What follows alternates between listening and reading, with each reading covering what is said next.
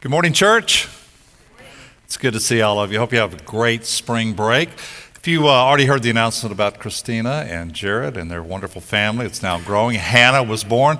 Flowers here are in honor of their family as well. We'll make sure they get to them. We'll have flowers also in the second service this morning, but we're so glad to have you. We're on a journey to Lent, and these are hard passages, but it's a hard journey. I'm always intrigued with how Carly's going to speak to the kids. These are a different kind of series, different kind of passage, because we're following Jesus all the way from where he is to the cross, eventually to the crucifixion, ultimately to the resurrection. But the Gospels make it clear it's important that we slow down and look, take our time, walk with Jesus, to take in everything the Gospel has to teach us about this journey called life. We'll do that. We've talked about this last few weeks. I want to again say thank you to Sharon. This sounds like a redundant announcement, but she was so kind enough to step in for me at the last minute last week. And Sharon, thank you so much for your leadership as well. As we begin this journey, open our hearts, open your head, open your eyes to God. So let's bow our heads. God, let the words of my mouth and the meditations of our hearts be acceptable in thy sight. O Lord, our strength and our Redeemer. Amen. We've been talking about scars, and scars have the ability to tell a story. In fact, they are a story. So I have several, one of which is on my right elbow, and here's the story. Long time ago, I was a youth minister at downtown First United Methodist Fort Worth. We took a group of kids, some of you may be old enough to remember, it used to be called Tandy Center. Took them ice skating. Remember this? It's the only place you could go in town. I had never been ice skating in my life, but I was going to take a bunch of kids there. So we did, and if you've ever been ice skating before, it's you can pick it up, but it takes a little while, a little work, and so I picked it up pretty quickly, got very confident. In fact, I was doing really good. I was killing, I was crushing it. Got to be about 2 minutes before we were going to board the buses to go back to the church, and I announced to everybody, you got 2 minutes left, that's it. And so a couple of kids asked to race me, and I was feeling so confident, full of hubris. I just shot around the bank, went around. Of course, I fell backwards, landed on my elbow, shattered my elbow. Here's what I remember. I don't know why.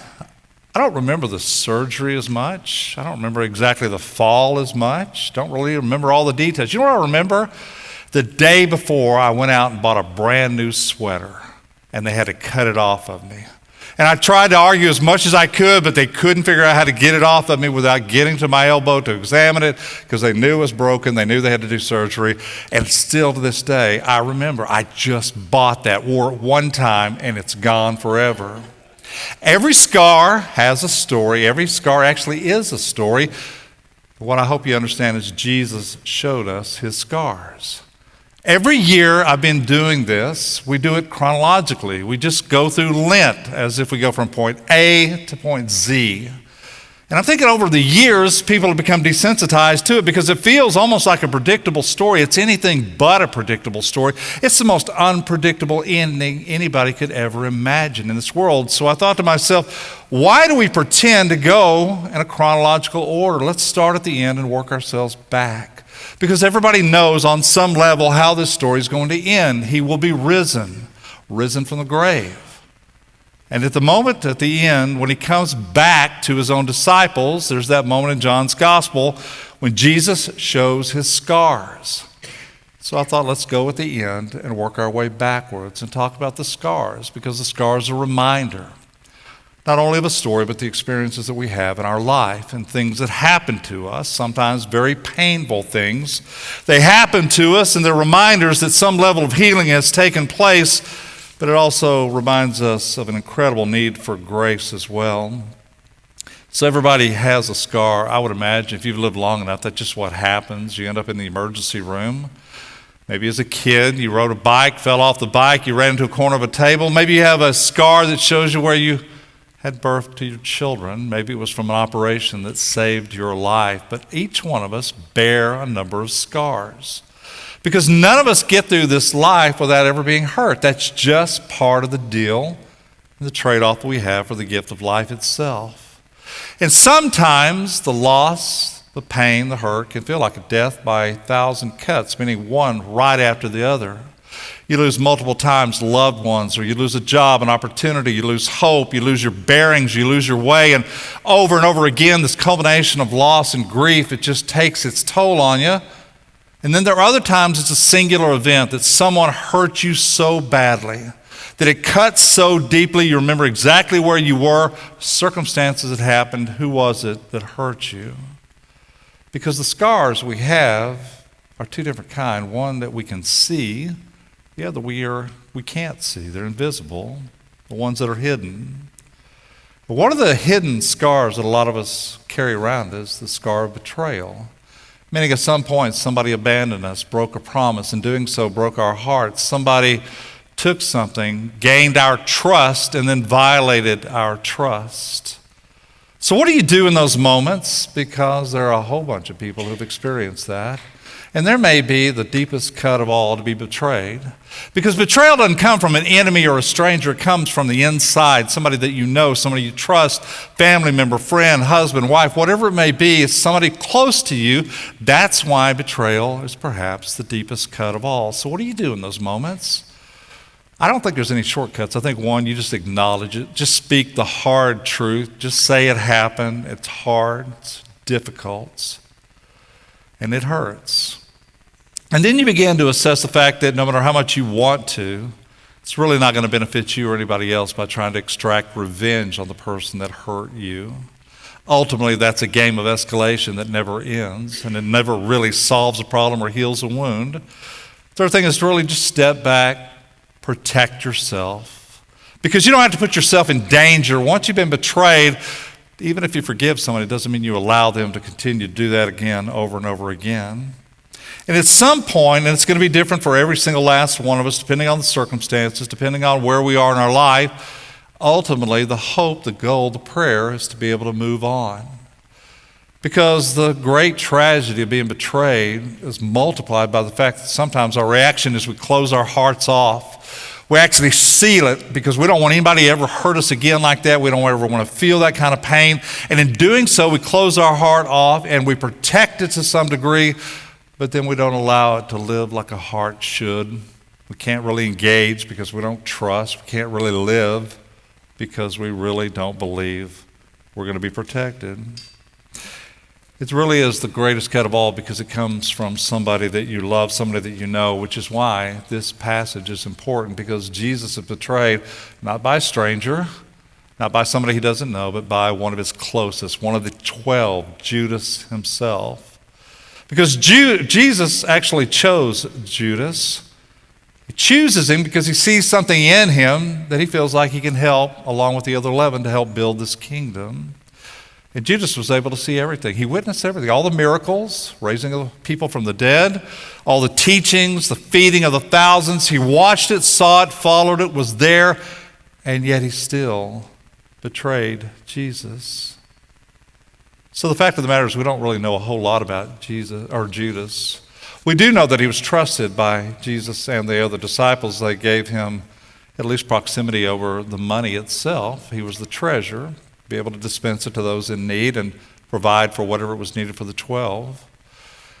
You also get an indication that he was part of the inner circle because at the Last Supper, who is sitting near Jesus, who is sitting next to Jesus, is Judas. It's a place of honor, and that's who he was held in esteem by the other people who were with him. So the question is, why would Judas betray Jesus? I mean, did he do it for the 30 pieces of silver? Probably not. It was a vehicle and something was given to him for betraying his master, but that's probably not the reasoning for it. Was it because he was disappointed, disillusioned?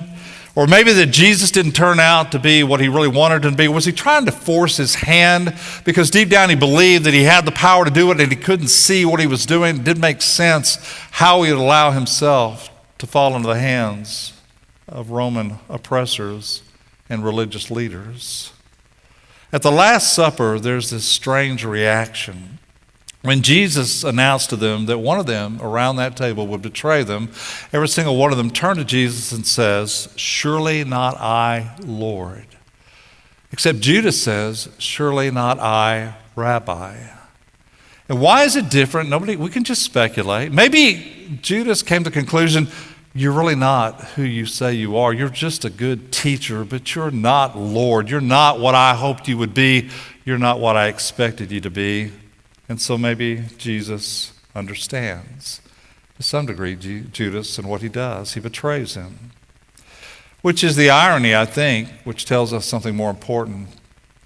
Because Judas may have thought Jesus betrayed Judas. You're not what I thought you were. You told me, and it doesn't appear to be truthful.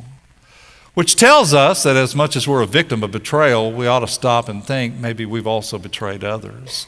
Maybe we also broke promises. Maybe we also built trust and didn't follow through on what we were going to do. Maybe we're given a responsibility and we didn't really live into it or live up to it. Because this gospel tells us, at least the hard truth is, at some point every single one of us is going to betray Jesus and probably going to betray ourselves and betray somebody else who we care about. Maybe what it says is we all have this sort of Judas chromosome deep inside of us, because I find it ironic that when Jesus says to the group, one of you is going to betray me, what do they say? Surely not I, which is another way of saying, yeah, I'm probably capable of it. I hope I haven't. But nobody says that would never happen. Because we have this sort of dark side in us, that on our worst moments we actually could betray people we love. We could walk away from things that we thought were sacred. And Jesus says this, he understands what Judas really represents. And when you realize, when you think about the things that we might have betrayed for others, and when you think about this idea that we push back on, it is the sin that we wrestle with, that we always point out in other people, is the one that we really have inside of us. Sin is more difficult to forgive in others because it's the one that we're wrestling with. We got this chromosome. We just have to be honest. We're capable of doing more damage than we probably give ourselves credit for. On our darkest moments, worst nights, we can do that. You realize that none of the disciples, we sort of center upon Judas and his betrayal, but none of the disciples stood with Jesus. None of them stood firm. Every single one of them abandoned Jesus in his time of need. Peter denies him 3 times, given multiple chances to say, no, he is who he says he is. And when the crucifixion is over, there's nobody else to be found. No disciples. They've all gone, ran away. So I want you to think about this story because there's 2 really good stories embedded in the story of Judas. You have the story of Judas and you also have the story of Peter, because when Judas realizes what he's done, he's filled with remorse. And he actually says, I have sinned in giving innocent blood and betraying it. And he has this great deal of shame and remorse. Here's the difference. Judas now turns to the people who have no grace, who do not really care for him, who only used him. He goes to the Pharisees to try to give back the money and try to seek forgiveness. But having no grace, finding no absolution, and filled with shame, Judas eventually takes his own life. So Peter and the other disciples lived with their betrayal until after the crucifixion, until after the resurrection. But they didn't go to the religious leaders. They went to the one who could offer forgiveness. So in the gospel, according to Judas, there is no grace. You have to figure everything on your own. If you've made a mistake, you have to live with it for the rest of your life. In the gospel of Jesus, there's always grace. There's always forgiveness. There's always a better ending. There's always hope for a different future. All that we ever have to do is turn to him and seek forgiveness. I want you to just think for a moment about the most amazing people you've ever known in your life. I want you to visualize who those people are, because there was something remarkable about them, about the way they carried themselves, about the wisdom they held, just about the light that shone inside of them and that was evident to everybody who was ever around them. Just think about the most amazing people in your own life. There's a really good chance those people got there not by accident, but because they went through the hard, difficult times. They have the scars to show for it. They went through the ups and downs of life. They went through all the disappointments and the betrayals, and they never lost the light that was in them. They never lost the faith that carried them through the most difficult periods of their lives. And you can see this inner strength and wisdom that's forged by difficult, painful moments in their lives. And you look at them and you think to yourself, whatever is in them, I want to be like them. And you have to remind yourself the only way to get there is to go through the hardest parts of life. And they begin to live with a sense of appreciation. They don't get bitter. They don't become resentful. They have a great deal of compassion and empathy for people. They sense how other people struggle. They want to help whenever possible. They're grace-filled and they're quick to forgive. People like that just don't happen by accident. They have the scars to show for it. So every scar has a story. Every scar actually is a story, and Jesus shows his scars. So the power of the resurrection is a promise. It's not a promise that scars are ever going to go away, because they don't. I think the most amazing part of this story is that one day we might find the courage to actually show our scars. So think about this. Judas and Jesus die about the same time. One's a tragic suicide, the other is a forgiving sacrifice. And Judas is this incredibly tragic story of a fall from grace, from being at the top to falling, spiraling downward. And you look at it, at the end he takes his own life. Can't imagine anything more tragic. It is the greatest tragedy. But the greater tragedy, I think, was that Judas was not around to hear these words. Father, forgive them.